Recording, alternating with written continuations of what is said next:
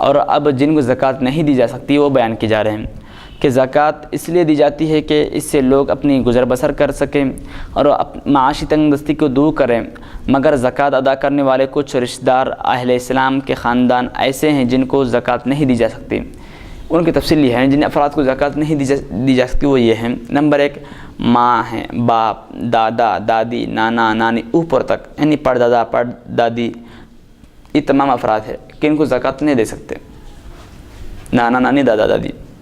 اور اسی طرح بیٹا، بیٹی، پوتا، پوتی، نواسا، نواسی، اسی طرح نیچے تک، ان کو عربی میں اصول اور فروع کہا جاتا ہے۔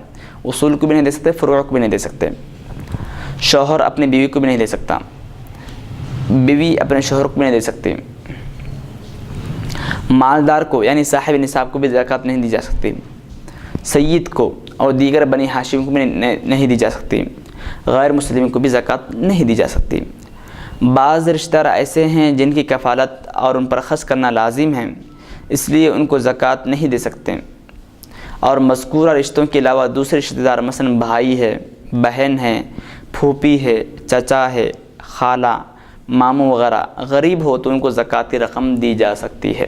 بھانجا، بھانجی، بھتیجا، بھتیجی، جی، یہ افراد کو زکوٰۃ دے سکتے ہیں، بلکہ ان کو دینا افضل ہے اور زیادہ اجر و ثواب کا باعث ہے۔ بے شک بنی ہاشم یا ہاشمی یا بنی ہاشم سے کون لوگ مراد ہیں؟ ان کو زکوٰۃ نہ دینے کا ہے، تو ان سے مراد کون ہے؟ تو فرماتے ہیں کہ اصل مسئلہ یہ ہے کہ زکوٰۃ یعنی مال کا میل کچیل جس کے نکالنے سے مال پاک و صاف ہو جاتا ہے، آل رسول صلی اللہ علیہ وسلم کے علاوہ خاندان رسول یعنی بنی ہاشم یعنی ان 5 حضرات کی آل کو بھی زکوٰۃ نہیں دے سکتے، یعنی حضرت علی کی اولاد کو، حضرت عقیل رضی اللہ عنہ کی اولاد کو، آل جعفر کو، آل عباس کو، آل حارث بن عبد المطلب کو، ان 5 افراد کی اولاد کو بھی زکوٰۃ نہیں دے سکتے ہیں۔ ہندوستان میں بہت سارے لوگ میر اور علوی سے مشہور ہیں، اگر ان لوگوں کا سلسلہ نسب حضرت علی رضی اللہ عنہ تک پہنچتا ہے تو ان کو بھی زکوٰۃ نہیں دی جا سکتی ہے۔ ہندوستان میں حضرت علی رضی اللہ عنہ کی وہ اولاد جو دیگر پارے رسول فاطمہ بطول رضی اللہ عنہ کے بطن سے ہے، وہ سادات کے لقب سے مشہور ہے، اور ان کے علاوہ جو دیگر بیویوں سے علی کرم اللہ وجہہ کی اولاد ہیں وہ علوی اور میر کہلاتے ہیں، ان لوگوں کو بھی زکوٰۃ نہیں دی جا سکتی۔ اسی طرح بنی ہاشم کو بھی، اور نہ یہ حضرات زکوٰۃ قبول کر سکتے ہیں کیونکہ اموال کا میل کچیل ان کے شایان شان نہیں۔ رسول اکرم صلی اللہ علیہ وسلم نے سخت ناپسند فرمایا ہے۔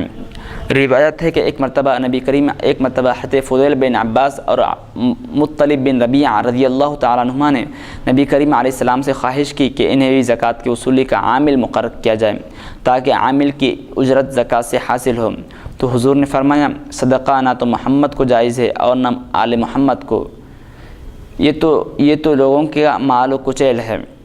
ایک مرتبہ زکوٰۃ کے کھجور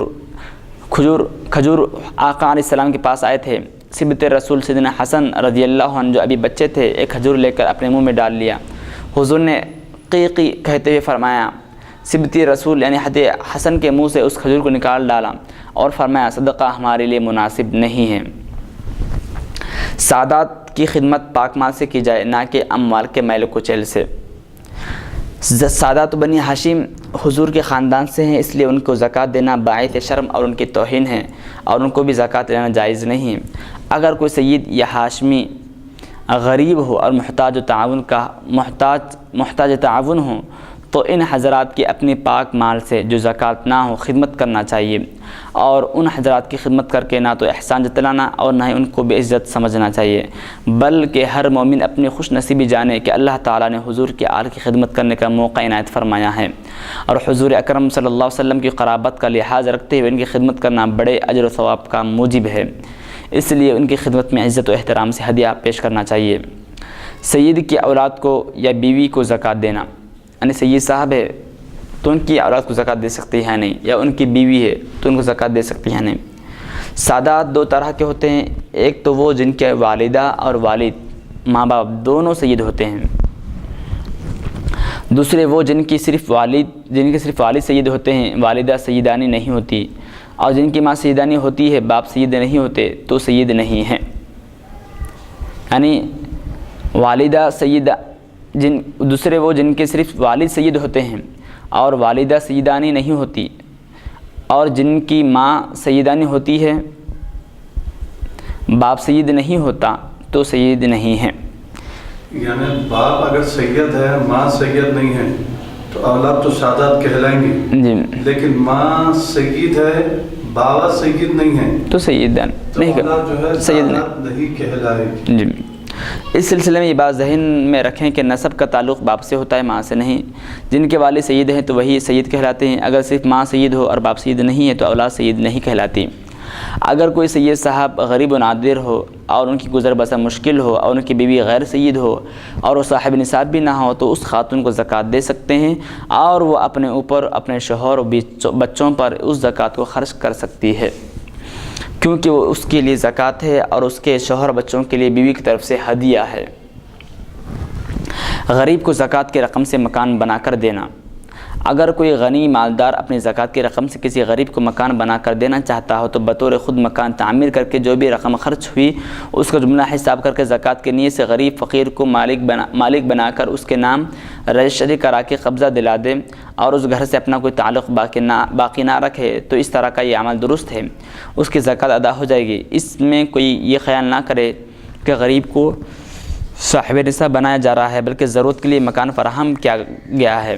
اگر کسی غریب کو ایک نصاب کے برابر یا اس سے زیادہ زکوٰۃ کی رقم دی جائے تو یہ مناسب نہیں ہے۔ کیوں؟ یعنی کسی غریب کو ایک نصاب کے برابر یا اس سے زائد رقم، نصاب جتنا ہوتا ہے اس سے زائد رقم دی جائے تو یہ مناسب نہیں ہے، کیونکہ اب وہ بھی صاحب نصاب بن گیا۔ کسی ایک آدمی کو بلا ضرورت زکوٰۃ کی رقم اتنی دینا کہ خود صاحب نصاب بن جائے مناسب نہیں ہے۔ اگر کوئی دے دے تو بہرحال زکوٰۃ تو ادا ہو جائے گی، مناسب نہیں ہے۔